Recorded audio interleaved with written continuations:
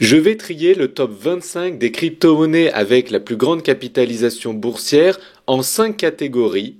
J'adore, j'aime, moyen, je n'aime pas, je déteste. Alors, il faut savoir que le classement que je vais faire maintenant, c'est totalement mon avis personnel. Il est vrai qu'à chaque fois, je vais donner quelques arguments très brefs afin d'expliquer pourquoi je classe cette crypto-monnaie dans telle ou telle catégorie. Mais bien sûr, vous devez réaliser vos propres recherches et vous créer votre propre avis. De plus, il y a des crypto-monnaies que je vais classer dans la catégorie moyen, je n'aime pas ou je déteste, et ça ne veut pas du tout dire qu'elles ne vont pas performer. Mais plutôt, je pense qu'elles vont moins performer que les crypto-monnaies que je vais classer en j'adore ou j'aime, ou sinon parce que ce sont des crypto-monnaies qui servent à rien et qui sont totalement inutiles, et donc j'investis plutôt dans des crypto-monnaies prometteuses à l'heure actuelle avec les données que j'ai actuellement au moment où je fais cette vidéo. Il est vrai que des crypto-monnaies que je vais classer dans je n'aime pas ou je déteste peuvent faire évoluer leur projet ou leur tokenomie ou je ne sais quoi qui fait que ça pourrait évoluer, mon avis pourrait évoluer dans le futur, mais bien sûr j'investis et je classe aujourd'hui avec les données que j'ai aujourd'hui. Et pour finir, je classe ces crypto-monnaies en ne prenant pas en compte le graphique. Donc je vais peut-être classer des crypto-monnaies dans j'adore qui ne sont pas bonnes à l'achat aujourd'hui parce qu'elles ont trop explosé. Mais moi je les ai achetées depuis belle lurette. Donc vous devez aussi voir si elles sont sur des bons points d'achat ou pas. Mais juste avant de commencer, sachez que si vous êtes débutant et que vous souhaitez vous lancer dans les crypto-monnaies avec succès, maximiser vos performances, avoir une bonne stratégie rentable et investir simplement et en automatique dans les crypto-monnaies, j'ai une vidéo formation gratuite à vous offrir. Pour y accéder, c'est simple. Cliquez sur le bouton en haut à droite de cette vidéo ou cliquez sur le lien qui se trouve sous cette vidéo, inscrivez-vous et vous recevrez cette vidéo formation par email totalement gratuitement. Allez, c'est parti.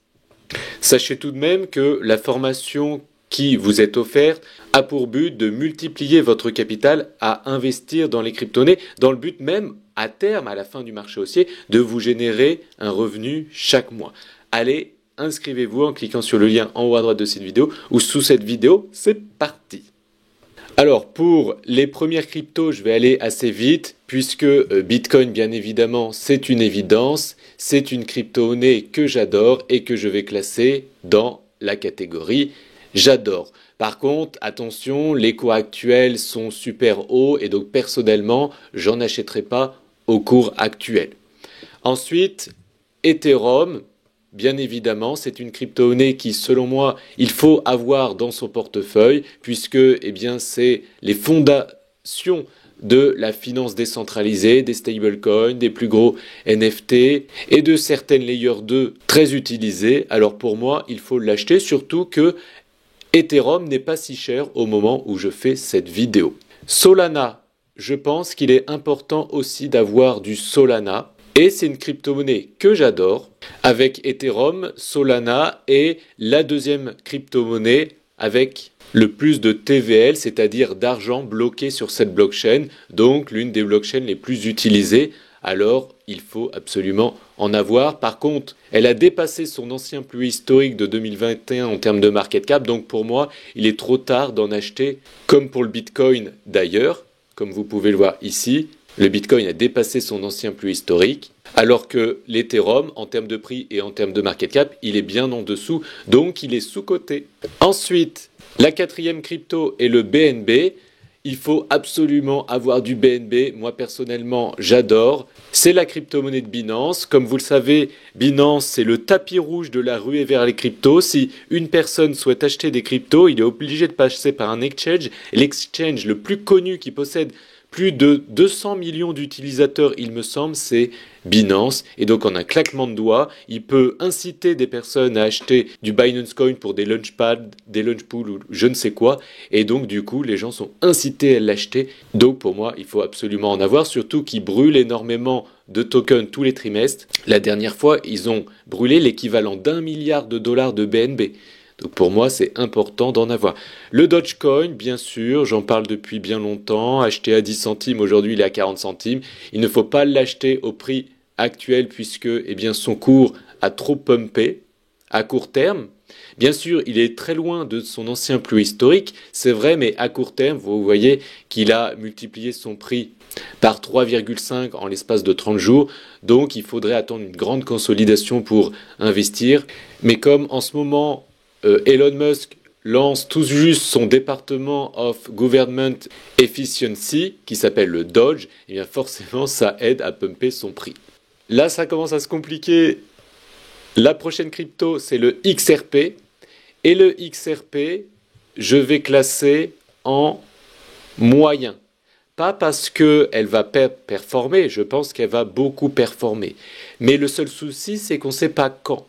Et le XRP, ce qui est original et ce qui est différent de toutes les autres crypto-monnaies, c'est qu'il a un peu son propre écosystème, sa propre saisonnalité. Il pump un peu quand il veut.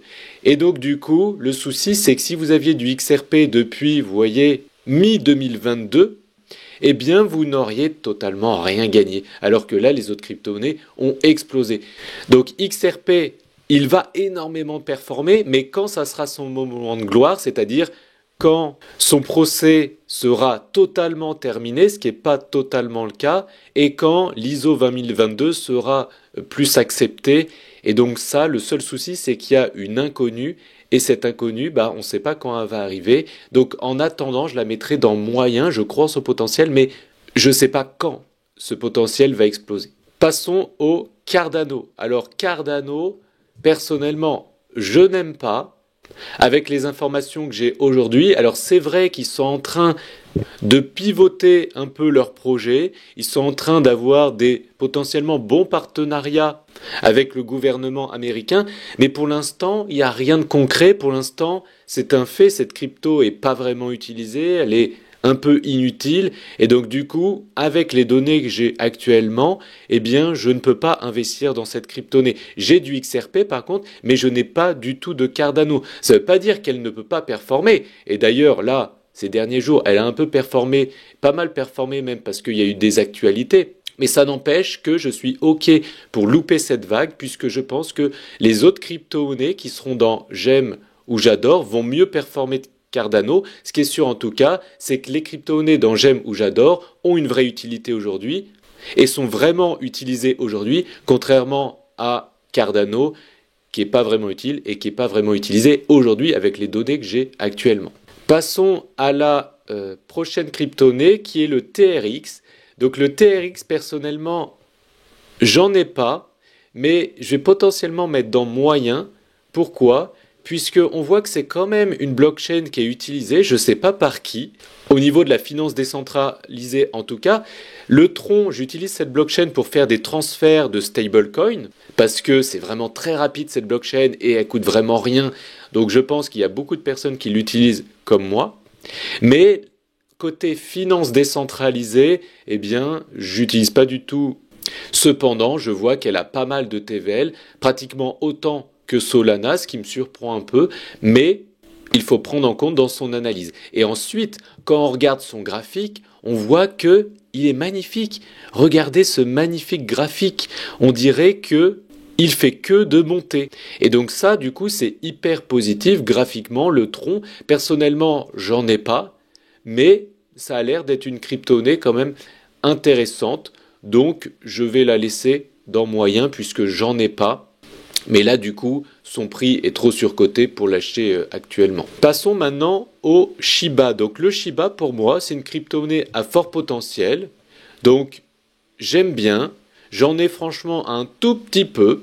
Par contre, j'ai énormément de Dodge. Ils ont tout un écosystème. C'est un meme coin, donc c'est quand même la narrative du cycle 2024-25. La crypto n'a pas encore trop explosé, ni en market cap, ni en prix. Donc c'est une crypto-monnaie qu'on pourrait acheter et qui peut avoir un fort potentiel. Toncoin, c'est une crypto-monnaie que j'adore. Il faut absolument l'avoir selon moi dans son portefeuille puisque c'est la crypto-monnaie de Telegram qui possède plus de 1 milliard d'utilisateurs actifs. Cette crypto-monnaie est vraiment utile sur Telegram pour la publicité, etc. Et donc, elle a énormément de fondamentaux. C'est l'un des réseaux sociaux les plus utilisés au monde quand même. Donc, je pense qu'il faut en avoir dans son wallet. Passons ensuite à Avalanche. J'en ai pas personnellement. Pourquoi? Parce qu'il y a énormément de blockchain layer 1 et faut faire un choix. Et choisir, c'est renoncer. Donc moi personnellement, je préfère investir dans Ethereum et Solana et passer mon tour pour Avalanche, puisque après, quand on regarde niveau utilité, elle est bien plus basse que d'autres blockchains, bien moins utilisées, bien moins capitalisées. Donc je suis obligé de choisir et donc je la mettrai dans moyen et personnellement, j'en ne possède pas. Sui, eh bien, c'est le même avis que pour Avalanche. Cette crypto a l'air d'avoir aussi un fort potentiel et elle a énormément pumpé récemment. La blockchain a l'air d'être assez utilisée. Vous voyez, elle est là, juste au-dessus d'Avalanche d'ailleurs. Mais par contre, faut faire un choix. Et donc, personnellement, moi, quand j'utilise la blockchain, j'utilise Ethereum, j'utilise Solana, mais j'utilise pas Avalanche ni Sui. Donc, personnellement, j'ai plus de mal à investir dans une crypto-monnaie que je n'utilise pas. Chainlink, vous le savez, si vous me suivez depuis des années, j'en ai acheté à 30 centimes il y a très très très longtemps et vous savez que j'adore, il faut absolument avoir du Chainlink selon moi dans son portefeuille. Pourquoi? Parce que Chainlink, c'est la fondation de tout. Les blockchains ont besoin de Chainlink. Les entreprises qui veulent utiliser les blockchains ont besoin de Chainlink. Le système bancaire traditionnel a besoin de Chainlink. Tout se base sur Chainlink et donc il faut absolument en avoir. C'est la crypto qui fera le lien entre la finance traditionnelle et la finance décentralisée. Bien sûr, ceci sera fait par les blockchains, Layer 1, Layer 2, mais aussi par Chainlink et les oracles en règle générale. Et donc si on regarde la tokenomie, l'utilité, etc., c'est vraiment très utilisé. Donc pour moi, il faut absolument en avoir. Le Bitcoin Cash, alors selon moi, il faut aussi en avoir. Mais je vais mettre juste dans j'aime. Pourquoi? En fait, moi, je pense que le Bitcoin, quand il va atteindre les 100 000 $, les newbies, les débutants, vont se dire, acheter un Bitcoin à 100 000 $, ça sert à rien, je vais mettre 100 $, 1000 $ ou 10 000 $, j'aurai quelques fragments, quelques miettes du Bitcoin, donc je vais acheter un truc qui ressemble au Bitcoin. Oh, Bitcoin Cash, les gens ils vont dire c'est exactement pareil que le Bitcoin, sauf qu'il y a cash en plus, et donc j'achète. Et donc les gens seront contents d'avoir du Bitcoin Cash, parce qu'ils croiront que c'est la même chose alors que c'est très différent. Et du coup, je pense que les gens vont acheter pas mal de Bitcoin Cash quand le Bitcoin historique aura pris beaucoup trop de valeur. Donc je fais ce pari. Alors quand on regarde son graphique, on voit qu'à chaque bull run, il fait des pics de plus en plus bas. Donc on se dit, oula, là ça sent le roussi pour ce prochain marché haussier. Mais je pense que ce prochain marché haussier 2024-25, il est possible qu'il dépasse son ancien plus haut historique de 2021 suite à l'hypothèse que je viens d'énoncer ici. Mais ça c'est un pari réalisé par mes soins. On verra si mon pari est gagnant ou pas. Polkadot, alors c'est personnellement une crypto-monnaie que je n'aime pas. Pourquoi? Parce que elle est inutilisée. Qui utilise l'écosystème Polkadot et même Cardano? Regardez Cardano où il est. Dans le classement, il est là 23e. Comparé aux autres blockchains, il est très très loin. Et pareil, Polkadot, c'est vraiment inutilisé. Donc moi, j'achète pas une crypto-monnaie qui sert à rien ou qui n'est pas utilisée. Ensuite, PP, c'est un meme coin. Personnellement, j'en ne possède pas. Donc, je vais dire j'aime puisque nous sommes dans la narrative des meme coins, mais j'en ne possède pas puisque choisir, c'est renoncer. Et moi, j'ai préféré choisir Dogecoin que PP et Shiba puisque je crois plus au potentiel du Dogecoin.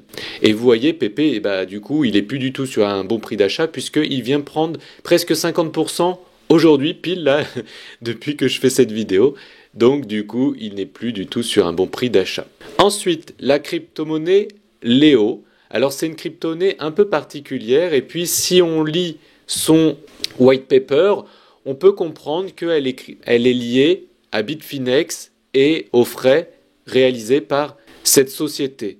Donc personnellement, on va dire je n'aime pas puisque elle aussi, elle a un cycle très particulier qui est vraiment spécifique à elle. Elle a sa propre saisonnalité, donc ça pump généralement quand il y a énormément de volume, puisque en fait ils vont brûler énormément de tokens quand il y a énormément de volume.